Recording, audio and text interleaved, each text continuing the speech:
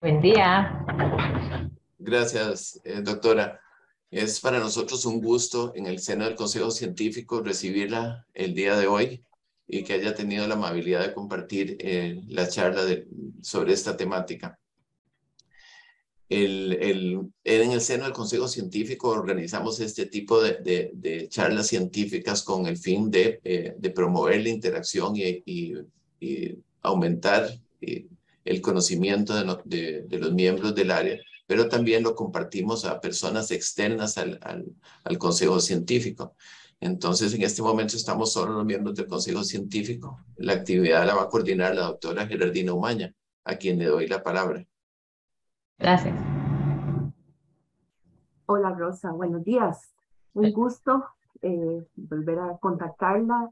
Yo para el día de hoy le he pedido a Maricruz que haga su presentación un poco por el contacto que ya ustedes previo tenían por su conocimiento. Entonces, más bien le pido a Maricruz, por favor, la presentación de Rosa en esta actividad.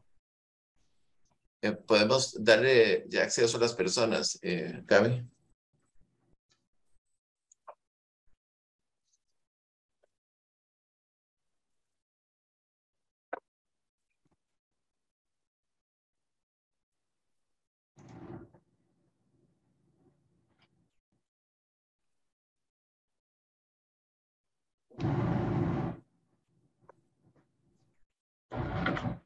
Maricruz, vos vas a presentar basado en esta lámina que está mostrando, Sí. vas a presentar otra. Sí, es. Ah, perfecto.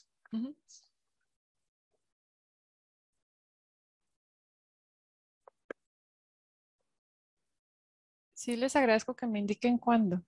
Ya, Maricruz, Ok. estamos bien. Gracias. Bueno, buenos días. Muchas gracias a las personas del Consejo y a las personas que han atendido esta reunión el día de hoy. Les presento a la doctora Rosa Raudales. Ella es graduada de la Universidad de Florida y hoy nos acompaña para esta charla. Actualmente es profesora asociada y especialista en invernaderos del Departamento de Ciencias de Plantas y Paisajismo y también está en la posición de directora de la Oficina de Outreach and Engagement de la Universidad de Connecticut. Ella amablemente nos está presentando hoy la charla sobre un modelo de integración de investigación y extensión agrícola titulada Monitoreo y manejo de residuos de reguladores de crecimiento en agua recirculada de invernaderos de producción de ornamentales. Y sin más, adelante, doctora Raudales. Muchas gracias. Gracias, Maricruz. A ver, comparto mi pantalla. Todavía no me permite compartir, parece. Ya vamos a dar el Listo. acceso. Okay. A ver. Le doy vuelta a esta pantalla.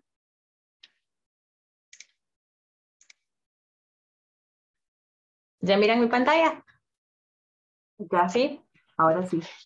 Muy bien, pues gracias por la invitación al Consejo y hoy les voy a presentar un modelo de integración de investigación y extensión agrícola. Este modelo es un clásico en las universidades americanas y básicamente el tema que escogí hoy es uno porque en realidad es uno de los pocos en que tenemos la identificación desde el problema hasta la solución, desde el problema técnico hasta la solución en la parte de costos. La solución no siempre es tan lineal, pero el proceso es casi siempre el mismo. Y antes de hablar del tema, les quería dar un poco una introducción sobre cómo las universidades americanas funcionan en relación a lo que es la extensión agrícola.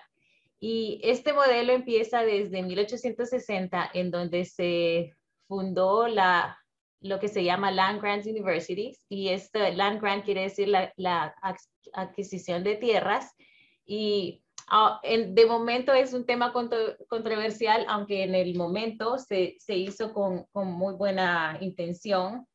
Básicamente lo que esas leyes decían era que habían tierras en todos los estados, en Estados Unidos, que iban a ser adquiridas por los estados. Esos estados iban a vender las tierras y mantener una parte de esas tierras. Y con el dinero que se generaba de la venta de las tierras, se iba a construir universidades en todos los diferentes estados. El propósito era algo bien lineal. Básicamente lo que se quería era conectar, hacer investigación que solucionara problemas problemas del momento, que en ese entonces eran más que todo relacionados con la parte mecánica y agrícola, y transferir esa educación hacia las clases industriales. O sea que básicamente la iniciativa ahí era levantar a la sociedad, ¿no?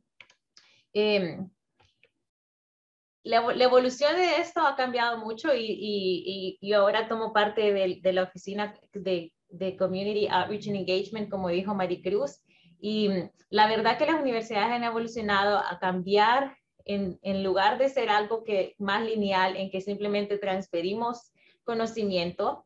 Como sabemos, ya todos tenemos acceso a conocimiento, no conocimiento, pero tenemos acceso a información mucho más fácil que lo que teníamos antes. Entonces, la evolución ahora ha sido que tenemos que pensar más en cómo integramos más a la comunidad con que trabajamos. Y esa integración o esa colaboración, el propósito es que sea un intercambio de conocimiento y de recursos para nuestro beneficio como investigadores, pero también para el beneficio de la sociedad. Uno de los principios detrás de esto es que las universidades creemos ahora de que para que nosotros podamos hacer bien nuestro trabajo, necesitamos de la colaboración de las comunidades con quien trabajamos. Y eso para preparar ciudadanos educados, para mejorar cómo damos clases, para avanzar nuestra investigación en temas que son relevantes, y también porque casi todos los temas en que trabajamos, de alguna manera u otra, tienen un aspecto social y un aspecto político. Y entonces cuando ignoramos a la persona que está involucrada en el tema que estamos investigando, no la avanzamos de la manera adecuada. Entonces las universidades han evolucionado en ser no simplemente una manera en que transferimos información. Creo que en el aspecto de transferencia de información aún tenemos una reputación de ser un recurso de información sólido, pero desde el punto de vista de la universidad lo vemos ahora más como cómo vamos a avanzar todos en conjunto como sociedad, y no solamente cómo avanzamos como universidad y qué es lo que damos, sino que cómo trabajamos juntos. Ahora vamos a hablar del tema que vamos a cubrir hoy. Como les mencioné antes, este es un tema que hemos trabajado juntos en colaboración con la Universidad de Connecticut, el Departamento de Estado. Teníamos unos colaboradores en el Departamento no en el Departamento de Estado, en el Departamento de Agricultura. Teníamos colaboradores en IFAS y también teníamos colaboradores de la industria, del Floricultural Research Alliance, que es un consorcio de productores, y también teníamos un poco de financiamiento privado de la Fundación Glockner. Y como les mencioné, este es un trabajo que escogí para presentarles, porque es uno en que creo que les voy a poder ejemplificar cómo trabajamos en conjunto con los productores para solucionar un problema que se originó de una pregunta de un productor. Esta foto que ven ahí es un sistema de subrrigación que se utiliza mucho en invernaderos y tiene la ventaja que el agua viene por debajo y entonces el agua se eleva en los contenedores, y una tiene la ventaja de que el agua se puede capturar y reutilizar. La otra tiene la ventaja de que las plantas, el follaje nunca se moja, entonces se reduce el riesgo de enfermedades foliares. Y el tercer aspecto que tiene como ventaja es que el manejo de sales es un poco más fácil, porque usualmente las sales se acumulan arriba porque el agua se mueve para arriba. Entonces, cuando hay acumulación de sales, no están en la zona en que las raíces se desarrollan, entonces las plantas crecen mejor. La mayor ventaja es que el follaje se mantiene seco, y lo otro es que se puede capturar y recircular todo al mismo tiempo. Y el sistema de riego en sí requiere muy poca mano de obra, que es uno de los problemas más grandes en nuestra industria. Cuando pensamos en los beneficios de por qué los productores adoptan diferentes tecnologías como un sistema de riego de subirrigación, hay varios incentivos, depende de las necesidades del productor. Este productor específicamente del que vamos a hablar hoy es un productor en Connecticut, es uno de los productores más grandes que tenemos en el estado. De hecho, ellos están en el ranking, no recuerdo el número exacto, pero son de los 50 productores más grandes en todo Estados Unidos. Entonces, lo que vemos aquí es el área de producción de estas fincas, que han crecido, como ven, se han duplicado en área de producción en un periodo muy corto.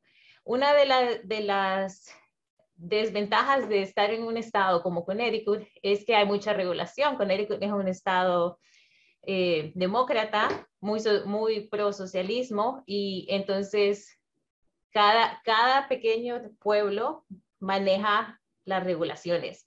Entonces, por ejemplo, en este pueblo en que está esta finca, la regulación de agua es muy estricta. Entonces, ellos en el 2014 decidieron que querían aumentar la producción de la finca, pero no tenían permisos para hacer más pozos, excavar más pozos en su finca.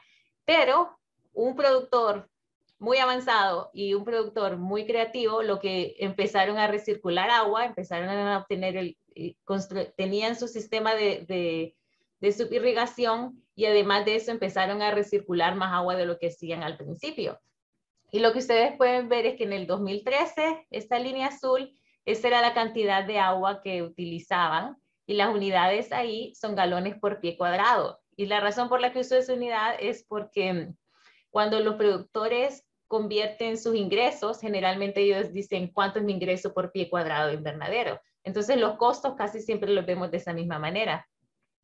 Y lo que pueden ver, independientemente de cómo fluctúa a través del año, es que en el año 2016, que es el año cuando tenían más producción, era el año en que estaban ya siendo mucho más eficientes en el uso de agua. Cuando pensamos en la recirculación de agua y en que el agua la estaban utilizando muchas más veces de lo que lo usaban al principio, también tenemos que pensar en los riesgos de reutilizar el agua, y vamos a hablar en un ratito de cuáles son esos riesgos. Otro incentivo para recircular soluciones nutritivas, no solo agua, pero soluciones nutritivas, es la reducción de costos. Este es un ejemplo de costos reales que obtuvimos de fincas, todas fincas de invernaderos, productores de ornamentales, en los que estimamos cuánto costaba el costo del agua, que es lo que ven en la línea azul. El agua, ya sea agua tratada como agua del grifo, este es el agua de pozo, agua de lluvia o agua de laguna. El precio del agua fluctuaba mucho, como pueden ver, entre más alta la calidad de agua, pues un poco más cara. Lo que era constante era que el fertilizante, a pesar de que el fertilizante es percibido como ser algo no muy costoso para producción de ornamentales, cuando lo vemos en referencia al costo de la solución nutritiva, el fertilizante tiende a ser uno de los costos más grandes. Y lo otro que ven en amarillo es el costo de tratar el agua cuando se recircula. Y todas estas, un poco del problema de comparar una con la otra, es que cada una tenía un tratamiento relativamente diferente, pero todos tenían un tratamiento que incluía filtración, sanitización y almacenamiento. Pero ven, fluctúa un poco según las decisiones que ellos tenían. Pero el valor, si ustedes solo miran según el color de las barritas, definitivamente el color del tratamiento es menor que el color del fertilizante, del costo del fertilizante. Por lo tanto, hay un incentivo en reducir el costo de producción, porque al invertir en tratamiento se ahorran el resto del costo de agua y fertilizante. Entonces, volviendo a la parte un poco más de cómo los productores deciden adoptar la tecnología, ellos siempre hacen un balance de los beneficios y riesgos de recircular el agua. Y esta es el área de investigación que hacemos en mi laboratorio. Cuando vemos los beneficios de recircular agua, hay beneficios ambientales en cuanto a agua y nutrientes. Y yo diría que este está muy conectado a la parte social, porque los invernaderos que están recirculando agua tienen unas mejores relaciones con sus vecinos. Eso es muy importante. Y la otra es la parte económica. Nosotros hemos hecho un poco en la parte de costos de producción, pero muchos otros investigadores hacen estudios en la parte de mercadeo y los beneficios de tener una etiqueta que dice que recirculan agua. Entonces también está esa parte de que pueden vender sus plantas por un precio un poquito más alto si ponen eso en la etiqueta. En cuanto a los riesgos casi siempre están más relacionados con la parte técnica de la producción de la planta en sí. Y en los riesgos podemos pensar en los aspectos químicos, podemos pensar en aspectos microbianos. Químicos y microbianos es en las áreas en que más trabajamos en mi laboratorio, y también en las partes físicas, por decir, si hay mucha materia orgánica o mucha suciedad que obstruye el sistema de riego, es un problema cuando se recircula el agua.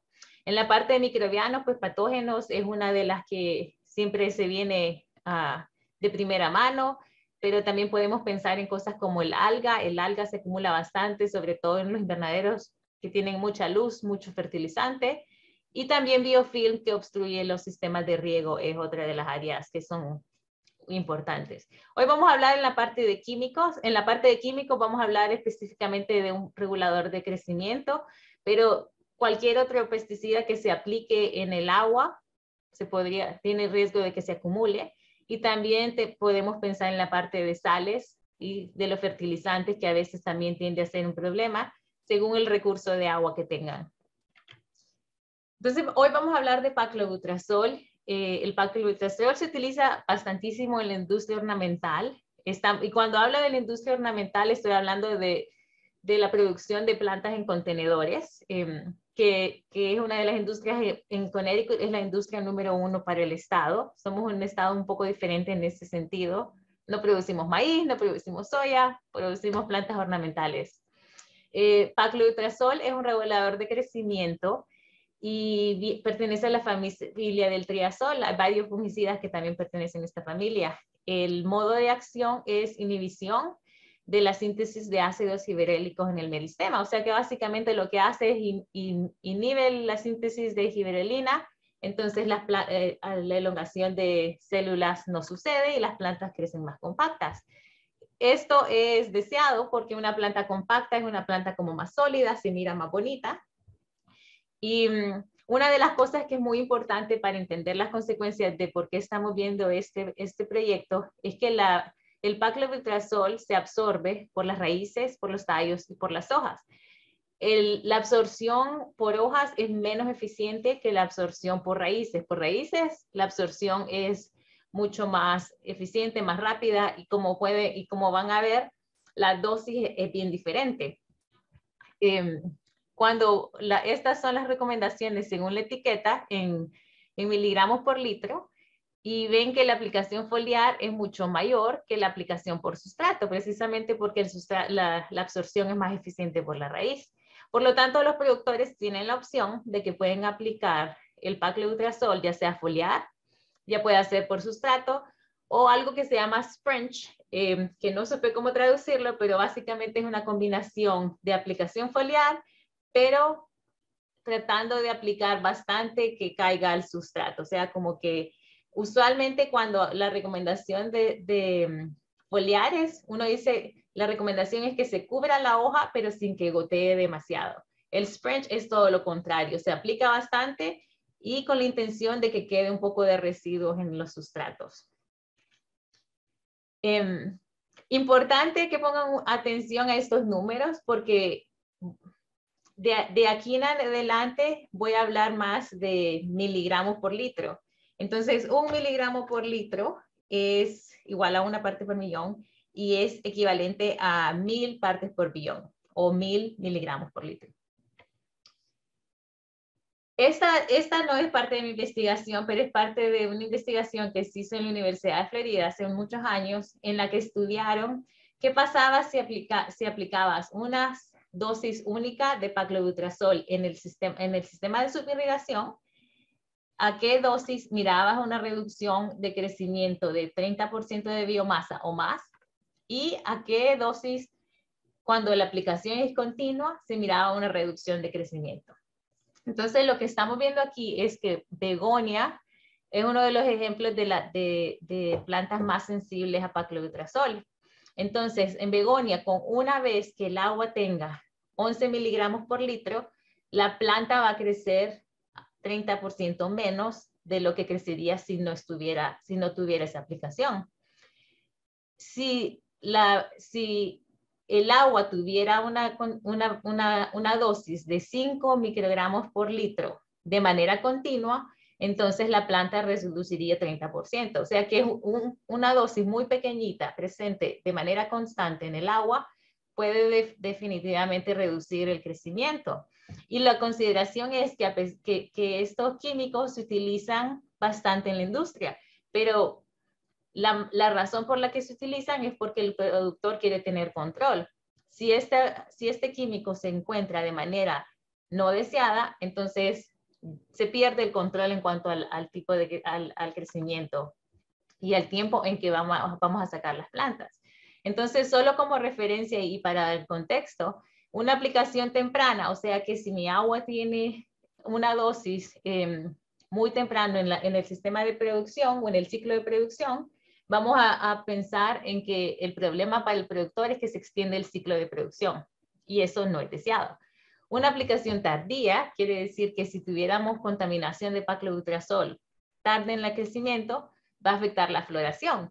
Entonces, pensar desde el punto de vista del productor, tengo el cultivo listo, estoy pensando que lo voy a sacar en la semana 33, pero no están floreando. Cuando ese cultivo va al mercado, casi siempre las plantas sin flores no se venden tan bien. Entonces, todo esto es dinero desde el punto de vista del productor. Otras consideraciones importantes de entender del paclobutrazol es que es muy estable en el agua. En las soluciones, cuando la gente de protección ambiental de Estados Unidos los han evaluado para ver qué tan estables son en la contaminación, se sabe que se puede recuperar del 94 al 98% después de 30 días cuando el pH del agua es entre 4 a 6. Y también que la luz no necesariamente va a degradar el paclobutrazol de manera muy fácil. Entonces, como ejemplo, tienen ahí que ellos probaron si se rompía la molécula y utilizando luz a altas intensidades, igual no se rompía la molécula. Entonces, el paclobutrazol es un problema para la planta y es un problema en general porque es una molécula muy estable. Entonces, los objetivos cuando pensamos en lo que queríamos hacer nosotros en este proyecto teníamos este productor que estaba reduciendo la cantidad de agua y la pregunta en realidad vino de parte del productor. Ellos dijeron, yo sospecho que tenemos algún residuo que nos está inhibiendo el crecimiento. Y cuando nos pusimos a ver la lista de cosas que ellos aplicaban, pensamos que paclobutrazol iba a ser el químico más probable que estaba creando problemas porque es de los que la dosis más pequeña tiende a ser un problema presente en la solución. Entonces, lo primero que queríamos hacer era ver si invernaderos que usualmente están recirculando agua y usualmente aplican paclobutrazol tienen residuos de paclobutrazol en su sistema de agua. Y lo segundo que queríamos hacer es identificar métodos para remover el paclobutrazol de las soluciones nutritivas. Desde el punto de vista de integrarlo con el problema del productor, al final del día lo que nosotros queríamos era ayudar al productor a identificar cuál era el problema en realidad o verificar lo que sospechábamos que era un problema y tratar de entender si había una solución que fuera viable desde el punto de vista técnico y desde el punto de vista financiero para el productor. En conclusión, y si lo puedo decir súper corto, lo que queríamos era entender y reducir el riesgo para el productor, utilizando experimentos validados científicamente para que el productor tuviera la certeza de que la solución que podía implementar podría ser utilizada. Entonces lo que hicimos fue que teníamos relaciones establecidas con fincas y dijimos, bueno, si tenemos productores que empiezan con agua relativamente alta calidad, que aplican paclobutrazol de manera consistente, que tienen una manera de recircular el agua y que la capturan y la reutilizan. Queremos trabajar con ellos para medir si hay paclobutrazol en sus tanques de agua o saliendo del punto de irrigación.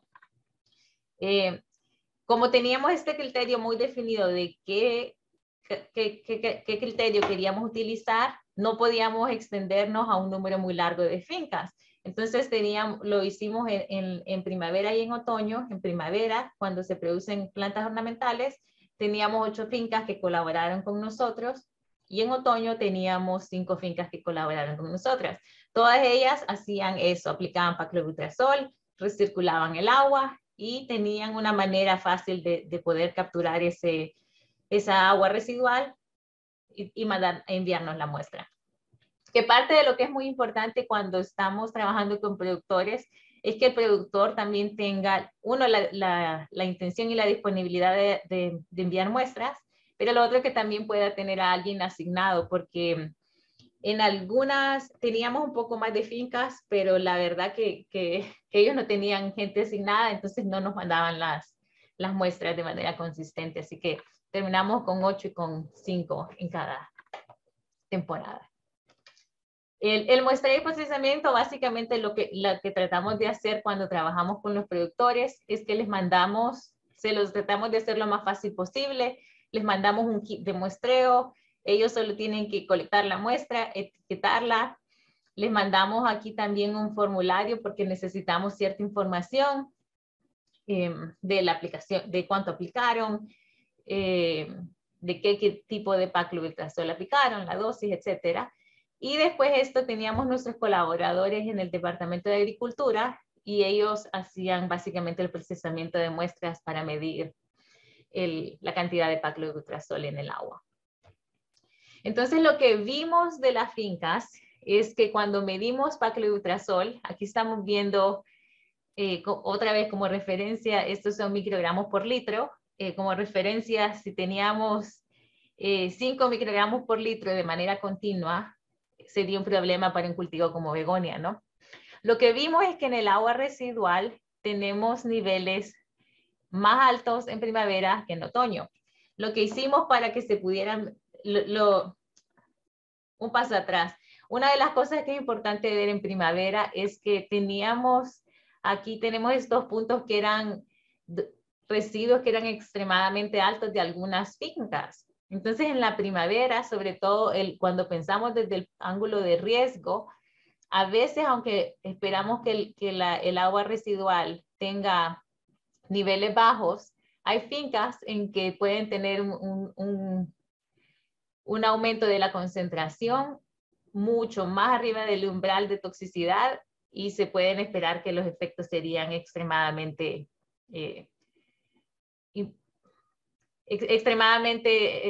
impactantes en la planta, porque como referencia, si se acuerdan, la dosis para aplicar el drench directamente en el sustrato era 1 parte por millón, que es el equivalente a la dosis que estamos viendo acá. Entonces, para ver los datos un poco más de cerca, quitamos esos puntos que estaban muy salidos dentro del rango del intervalo y estamos viendo más la dosis por cerca. Lo que era evidente que primavera posee un punto de riesgo mayor que en el otoño, pero cuando tratamos de ver esto en relación a los cultivos que son sensitivos, lo que podemos ver es que generalmente en primavera el riesgo tiende a ser mucho más alto porque de manera consistente en nuestro periodo de muestreo vemos que las dosis siempre están arriba del umbral de toxicidad o muy cerca, y asumiendo si este fuera una dosis continua, podemos ver que la toxicidad sería muy problemática, por ejemplo, en un cultivo como la begonia, que hemos dicho que a 5 microgramos por litro podría ser reducción de crecimiento de 30% o más. Lo otro que también nos interesaba ver era qué método de aplicación era un problema para los productores que resultaba en mayor problema. Como les mencioné al principio, la dosis por aplicación foliar es mucho más alta que la dosis de drench, pero el método de aplicación parecía que todo lo que se aplicaba directo en el sustrato tenía mucho más impacto a pesar de que la dosis era más pequeña. Entonces, aplicar directo al sustrato definitivamente, no estudiamos los mecanismos, pero pareciera que el lavado directo de la aplicación resulta en mayor residuos en el agua. Este es otro experimento que estaba relacionado con todo el proyecto. De aquí en adelante ya les estoy mostrando experimentos que hicimos de manera separadas para buscar soluciones. En este experimento lo que hicimos es que teníamos una serie de filtros y lo que queríamos ver es cuánto es el periodo de contacto en que tenemos que filtrar el agua si estuviéramos utilizando filtros de carbono activado de manera granulada. Y la razón por la que escogimos este filtro es porque este filtro se utiliza mucho en la industria de césped para limpiar el equipo y para manejar aguas residuales. Entonces ya es conocido que la tecnología funciona para remover agroquímicos de otros sistemas. Entonces lo que hicimos es que escogimos varios agroquímicos que utilizamos en nuestra industria y aplicamos cierta concentración, y lo que queríamos ver era cuánto se removía después de cierto tiempo de contacto. Entonces lo que vimos con paclobutrazol específicamente es que si no lo filtrábamos, pues obviamente el agua tenía paclobutrazol. Con un filtrado de 12 segundos podemos ver que la reducción era de 97%, y si se hace un filtrado un poquito más extendido de 64 segundos, entonces ya vemos que se puede remover todo el paclobutrazol. Entonces este fue el segundo paso que nosotros hicimos. Primero identificamos que hay niveles que son problemáticos, que podemos encontrar en el agua, y lo segundo fue, nos fuimos a las tecnologías que son conocidas por remover la paclobutrazol y las evaluamos en el laboratorio para ver si removían. Este es un experimento parecido, pero la diferencia es que lo que hicimos en este experimento es que colectamos el agua de la finca, porque después de haber hecho esto, el productor con quien trabajamos instaló un sistema temporal de carbono activado. Entonces lo que hicimos fue que tomamos muestras en la finca, pues tomamos un pre y un antes del tratamiento de carbono y medimos cuánto paclobutrazol había en el agua. Entonces, como pueden ver, definitivamente a nivel de escala comercial, también vimos la reducción de paclobutrazol en el agua, y estas son las diferentes semanas en que colectamos la muestra. Y otra de las cosas que hicimos en el laboratorio con esas mismas soluciones, antes y después del tratamiento de filtro, es que las evaluamos para ver cuál era el efecto en la planta. Entonces, uno de los ensayos estándar para ver toxicidad, que no necesariamente tiene síntomas visuales, es el uso de hipocotilos, y en este caso utilizamos brócoli. Y lo que pueden ver aquí es que cuando tratábamos el brócoli la regábamos una sola vez con el agua antes de tratamiento, definitivamente el crecimiento del brócoli era menor, indicando que había cierto tipo de toxicidad. Cuando teníamos post-tratamiento, miramos que el crecimiento es mejor que si no tratamos el agua. Y en agua pura vemos que los resultados en algunos de los casos era mejor que el post filtrado, o a veces era igual según el crecimiento de la planta, pero definitivamente esto era indicativo de que el uso del filtrado funciona para remover un poco el paclobutrazol, y que un poco lo que estamos especulando aquí es que la razón por la que vemos diferencia entre estos dos es porque la dosis inicial tiende a ser mucho más alta. Entonces, cuando la dosis inicial tiende a ser alta, vemos que el paclobutrazol no es igual que el post-filtro. Este es el mismo tipo de datos que obtuvimos acá de la misma finca, pero lo que hicimos es que monitoreamos por un poco más de tiempo. Entonces, otra vez monitoreando qué pasaba antes del filtrado de carbono y después del filtrado de carbono. Y vemos que el filtrado era súper eficiente en remover el nivel de paclobutrazol del agua. Y otra vez, como referencia, si estamos utilizando el 5 microgramos por litro como nuestro umbral de toxicidad, podemos ver que en la mayor parte de los casos el uso de carbono tiende a ser muy eficiente en remover paclobutrazol. Entonces, en este punto lo que estábamos haciendo otra vez era entender y reducir el riesgo. Teníamos el monitoreo de cuál era el riesgo, el cual se puede ver en la línea azul, y lo mismo hicimos parecido a través de las fincas, y también podemos ver que tuvimos un poco de números para asesorar cómo podíamos reducir el riesgo de fitotoxicidad. Y el monitoreo de paclobutrazol es muy sensible, o sea que siempre podíamos tener detecciones aún a niveles extremadamente bajos, pero generalmente esos niveles siempre estaban muy por debajo de lo que podíamos esperar podía ser tóxico.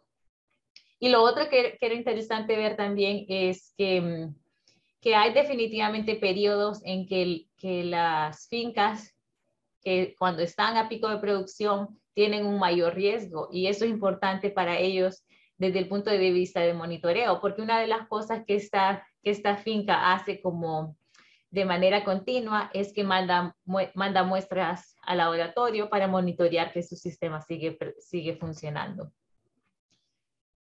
Otra de las fincas con quien trabajamos tenían dos sistemas al lado, uno de rayos ultravioleta y otro con ozono, y esta finca es tan buena colaboradora con nosotros que nos permitió, fuimos a sus tanques, pusimos paclobutrazol, pusimos cantidades conocidas, y lo que queríamos ver era si podíamos remover paclobutrazol utilizando ozono y rayos ultravioleta. Y esto es muy raro, que una finca deje de hacer experimentos, pero es algo de lo que vamos a hablar un poco al final de la presentación, que es la importancia de establecer una relación y explicar bien los beneficios y los riesgos de hacer el experimento en su finca. Entonces, lo que vimos acá, utilizamos primero agua sola, porque el ozono tiende a interactuar con ciertas moléculas orgánicas como el hierro. Y entonces el hierro, si viene, según qué coberturas traiga el hierro, podemos esperar que interactúe con el ozono. Entonces queríamos ver si eso iba a tener un efecto. Entonces probamos simplemente con agua y vimos que si no había tratamiento, los niveles se mantenían relativamente altos, con rayos ultravioleta también, y que definitivamente el ozono funcionaba en remover el paclobutrazol. Lo que hubiera sido muy interesante aquí sería compararlo con un filtro de carbono, pero eso es algo que ellos no tenían en su finca. Y lo otro que vimos después es cuando poníamos la solución nutritiva, podemos ver que sin tratamiento se mantiene alto y que el rayo UV y el ozono redujeron un poco más. Y no tenemos una explicación del por qué, porque el rayo, en parte creemos que es un problema de detección con el rayo UV, porque la solución nutritiva tiende a tener un poco de color, y eso afecta un poco cómo interactúa con el rayo UV. Entonces no sabemos el por qué, pero sí vimos que en la solución nutritiva sí mirábamos más diferencia entre el no tratamiento y los tratamientos. Entonces la finca hoy en día, con la que trabajamos aquí en Connecticut, lo que tienen su sistema de subirrigación. Ellos capturan el agua que está en el sistema de subirrigación en unos tanques de concreto, que no tenía una buena foto, pero estos son el tanque de concreto, lo que pueden ver acá. Ellos tienen un sistema de filtrado. Estos son 4 filtros en línea, y lo que hacen es que básicamente la función de estos filtros es simplemente remover residuos de materia orgánica, ya sean hojas o sustrato. Y después de esto viene acá, y aquí tienen una serie de filtros de de carbono, que esto ya son filtros permanentes, no son exactamente los mismos que nosotros evaluamos, que eran unos temporales. Y ellos, además de esto, lo que hacen, complementan su tratamiento de agua con inyección de peróxido para manejo de enfermedades, para reducir la población de patógenos, el riesgo de patógenos. Y después esto va al riego, donde tienen agua reciclada, agua fresca y solución nutritiva en el riego. Otra de las cosas que ellos, otra información que los productores compartieron con nosotros fue el costo de instalar el sistema en su finca. Y volviendo como referencia, esta es una finca de 40 acres de invernadero. Entonces la inversión para ellos era de $28,000, que si distribuimos el costo en 10 años es de $2,800 anual. La bomba y el prefiltrado, más que todo la instalación, cuesta $6,600. Ellos han decidido que ellos cambian el sistema, el filtro. Esos filtros básicamente se abran, se vacían y se llenan nuevamente con carbono activado, granulado. Y ellos lo hacen de manera anual. Usualmente no es necesario cambiarlo anual. Lo que se hace es que se va monitoreando la presión. Y cuando la presión va subiendo, quiere decir que el carbono está saturado. Pero ellos como práctica estándar, básicamente a principio de año lo cambian. La mano de obra es siempre una de las cosas que vería de lo más caro.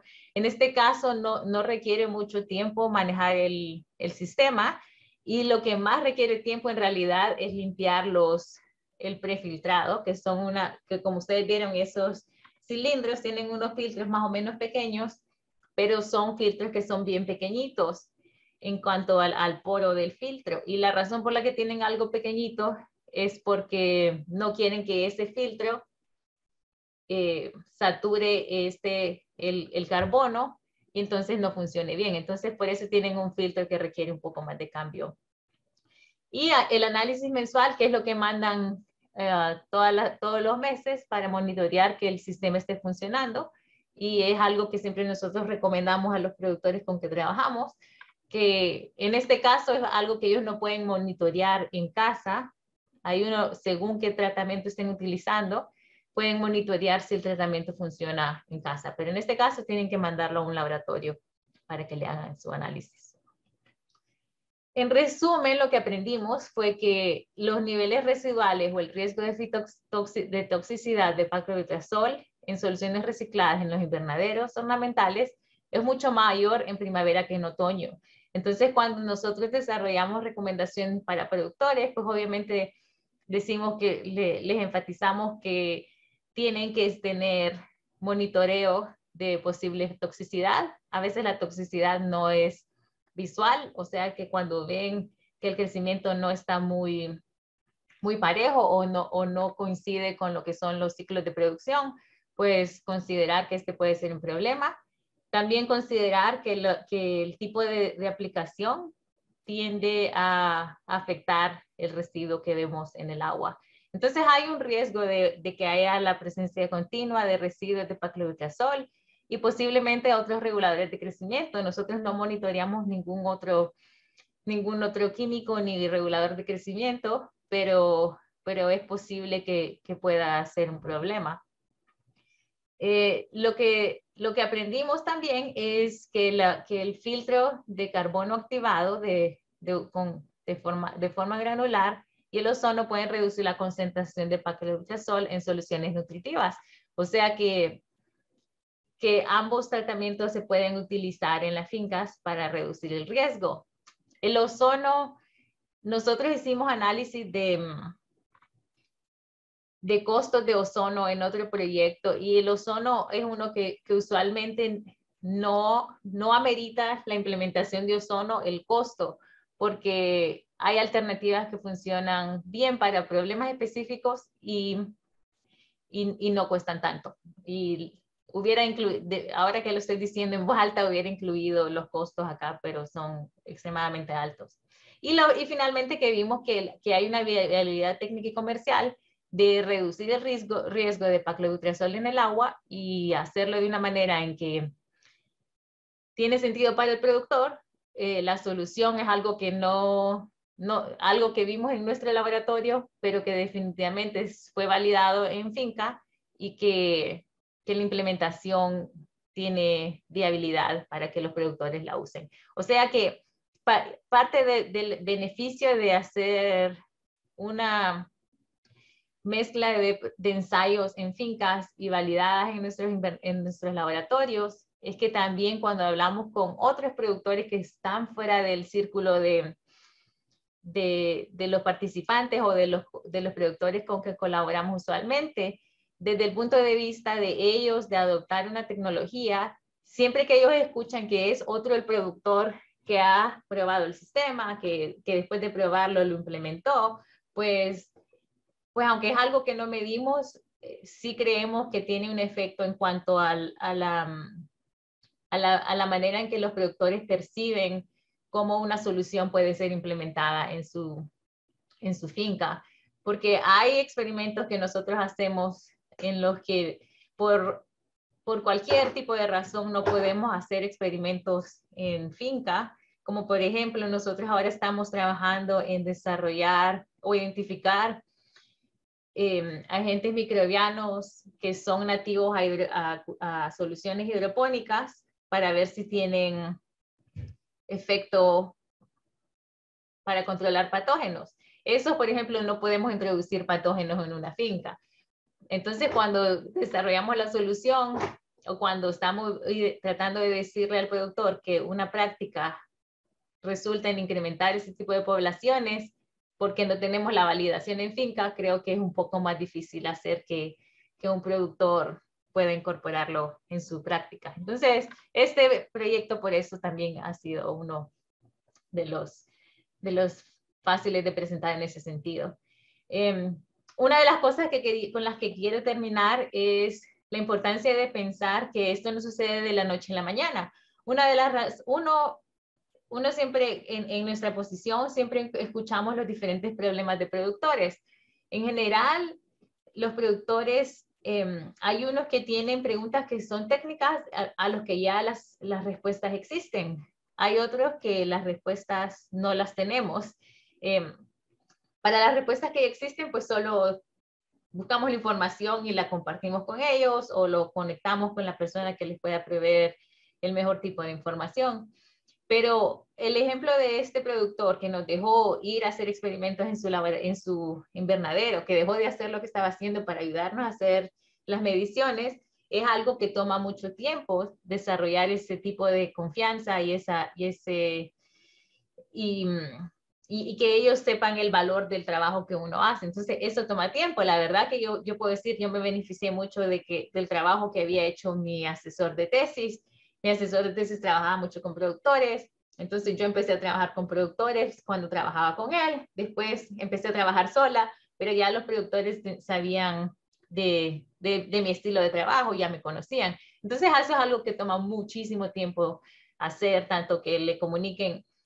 Aún la comunicación de problemas es algo que no sucede de un día para otro.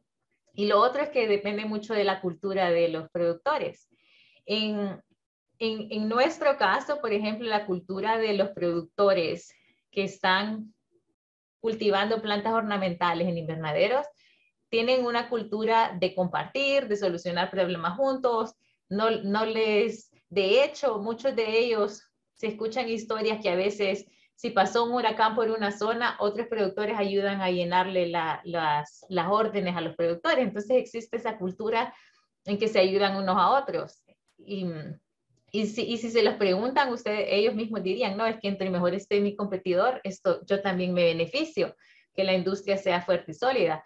Pero yo ahora también trabajo con productores que producen plantas en hidroponía y la cultura no es así. Entonces, es algo que también depende mucho de la cultura de la industria con la que uno trabaja. Y al final creo que esa cultura se va desarrollando poco a poco, pero desde el punto de vista de la universidad es un sistema de colaboración que sucede entre productores e investigadores y solo funciona cuando definitivamente todos ganamos.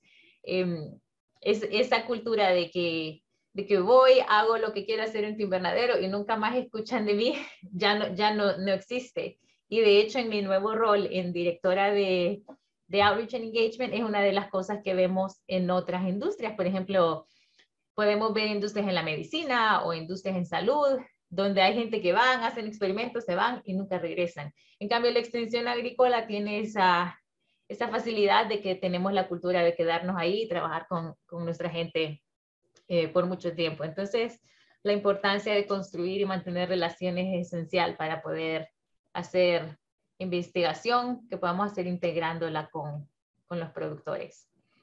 Y esta es mi última diapositiva, entonces con gusto respondo preguntas o comentarios. Bueno, Rosa, muy interesante, muy integral la charla en el sentido de aspectos técnicos, pero también de trabajo interdisciplinario y esa idea pues de continuar, de que sea un continuo. En este caso, yo siempre me valgo, ¿verdad?, de que estoy como coordinadora de la sesión, de hacer una pregunta que me interesa mucho. Ustedes, digamos, ese intercambio, lo que van logrando, consiguiendo, ¿cómo transcurre la adquisición por parte del productor? Ustedes llegan, se reúnen, hacen una exposición o al terminar el proyecto de investigación hacen sesiones para la adaptación de la técnica. Tal vez que me comente un poquitito de eso, por favor. Tenemos varios mecanismos en que lo hacemos. Por ejemplo, en este productor, que es un productor que está a 20 minutos de acá, hacíamos las mediciones de manera continua. Entonces, básicamente ellos eran parte de nuestros colaboradores, que cuando nosotros nos reuníamos a ver los resultados, ellos estaban con nosotros. Entonces, ellos eran parte del equipo de trabajo. Pero aparte de eso, nosotros organizamos muchas charlas técnicas, ya sea para el Estado, o sea en este caso, por ejemplo, es un problema que es a nivel nacional. Entonces también hacemos charlas técnicas públicas. Y lo otro que hacemos es que la industria también tiene un montón de revistas que son específicas para productores. Entonces escribimos artículos para las revistas de productores. Entonces la diseminación la hacemos de varias maneras, pero directamente con los productores que trabajamos, hacemos eso, hacemos las reuniones. Cuando hacemos las reuniones de equipos, ellos son parte del equipo. Y lo otro es que una de las asociaciones con que trabajamos, la que se llama Floriculture Research Alliance, ellos tienen una reunión anual. Y en la reunión anual también nosotros presentamos los resultados. De hecho, la Floriculture Research Alliance se basa en eso. Ellos financian programas de investigación y una vez al año se presentan los resultados. Muy interesante. Tal vez después podamos contactar porque me llama mucho la atención este tema de revistas para propiamente agricultores, ¿verdad? Sí. Más bien abro la sesión a los compañeros por si tuvieran alguna consulta. Muchas gracias, Rosa.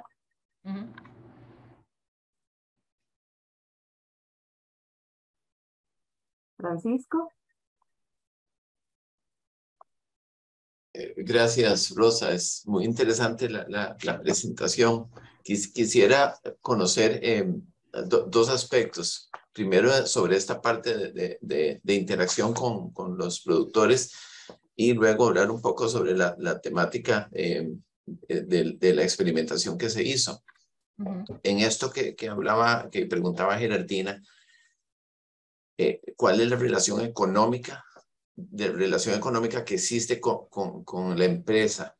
¿Ellos invierten o se supone que la universidad debe hacer investigación con ellos sin ningún tipo de inversión? Y en el caso de que haya inversión, ¿qué pasa con entiendo que si es una asociación y se presenta la asociación, todos tienen, digamos, acceso a los resultados, pero existen los casos de investigaciones que digan, no, nosotros queremos que sean privados y los resultados no se divulguen? En el caso de Floriculture Research Alliance, ellos hacen una donación anual a los investigadores. Entonces, la donación puede ser entre 10,000 y 15,000 al año, que suena como mucho, pero al final no es mucho. Y el acuerdo de esa donación es que los recursos se van a utilizar para problemas que beneficien a la industria. O sea que es un contrato de confianza entre la asociación y los investigadores quienes ellos financian. O sea que ellos no dicen, este es el tema que queremos investigar. Pero en la reunión anual hay discusiones sobre cuáles son los temas que están en común en la industria. Y, o sea, desde el punto de vista de beneficio del productor, es uno que se quitan impuestos, porque es una donación, pero lo otro es que, volviendo a que ellos tienen la cultura de no todo lo que doy tiene que venir directamente para mí. Y ahora, entonces los resultados en eso son públicos y ellos saben que el beneficio es que las preguntas que se responden casi siempre vienen de ellos, o sea que los investigadores no es que toman el dinero y hacen lo que quieren, claro que tienen que encajar la pregunta con el talento, por decir, yo no me voy a poner a investigar un tema que es completamente ajeno al mío porque no lo voy a resolver de la manera adecuada, pero ellos son muy abiertos a ese tema. Ahora, si alguien quiere tener un tipo de investigación que sea privada, depende de qué tan grande sea. Por decir, hay productores que, es cierto, no quisieran que su nombre esté cerca de residuos agroquímicos en el agua, porque pueden enojar al vecino, por decirlo. Entonces, si hay casos así, se pueden definitivamente, ellos solo dicen, no, si les doy muestras, pero que nadie sepa que fui yo. O existe el otro caso de que en la universidad podemos hacer consultorías privadas. Entonces el dinero, la manera en que la universidad funciona es que yo podría hacerlo como consultora personal o podría hacerlo a través de la universidad. Eso es un poco decisión más del productor, porque la universidad no da financiamiento para hacer ese tipo de análisis o ese tipo de muestreo. Entonces se necesita que la industria ponga un poco de contribución. Y en este caso, por ejemplo, el muestreo, y depende mucho del tipo de relaciones. En este caso, por ejemplo, la parte más cara era uno, pagarle a un estudiante que estuviera encargado del proyecto, y lo otro, hacer el análisis químico. El análisis químico no nos costó nada porque lo hicimos en colaboración con el Departamento de Estado, y ellos tenían un laboratorio y ellos tienen el personal, entonces ellos hicieron el análisis. Entonces, depende, cada proyecto varía un poco, pero sí. Gracias. Y entrando al otro tema, al uso del paclobutrazol para esta reducción y en los efectos que tiene, digamos, en la permanencia en las aguas recicladas, existen otros productos que se conoce que también son inhibidores de la síntesis de gibberelinas, que podrían ser, hay otras opciones menos estables que digamos que se degraden más fácilmente, ya sea con la luz o con el tiempo. Y si también existe la posibilidad de hacer aplicaciones de gibberelinas en las plantas que, digamos, que pudieran recuperar ese crecimiento que fue afectado por el retardador. Sí se utilizan otros inhibidores de gibberelinas en la industria y se utilizan en diferentes momentos y por ejemplo, hay unos que son uniconazole, por ejemplo, se utiliza al principio o a mediados, porque tiene un efecto más marcado. Por ejemplo, el paclobutrazol, las plantas crecen relativamente fácil, se recuperan relativamente fácil en comparación, por ejemplo, al uniconazol. Entonces sí se utiliza una gama de inhibidores de gibberelina, pero yo, a pesar de que no los medimos, yo creo que todos van a tener un poco de residuo en el agua, o sea que solo cambiar el tipo de inhibidor de gibberelina no sé si sería la solución. Okay. Y Y la otra pregunta es si se puede aplicar gibberelina para revertir la inhibición. Y sí se puede aplicar y de hecho se hace, no se hace muy común, pero como práctica general, una de las cosas que tratamos de promover en los productores es precisamente evitar estar aplicando una hormona y revertirlo con el otro. Porque al final siempre va a afectar un poco el crecimiento cada vez que el crecimiento final y la biomasa se afecta cuando se están aplicando y revirtiendo las hormonas que se aplican. Pero sí, definitivamente es posible hacerlo. Lo que algunos depende, pero lo que sí se puede revertir según la magnitud de los síntomas. Por ejemplo, en plántulas es bien difícil revertir una severidad de toxicidad. En plantas maduras tal vez es más fácil. Pero... Gracias. Bueno, Rosa, agradecerle su disposición, su tiempo para estar con nosotros este día de hoy con un tema tan interesante, no solo técnico, ¿verdad? Ornamentales, sino ambiental, como son residuos en aguas, y sobre todo esta otra parte también muy importante que es la parte de extensión agrícola. Sin duda muy provechosa su charla y esperamos quedar en contacto y nada más desearles suerte en todos los proyectos tan interesantes. Y muchísimas gracias y que tengan un buen día. Gracias a ustedes por la invitación. Hasta luego. Hasta luego. Adiós. Chao.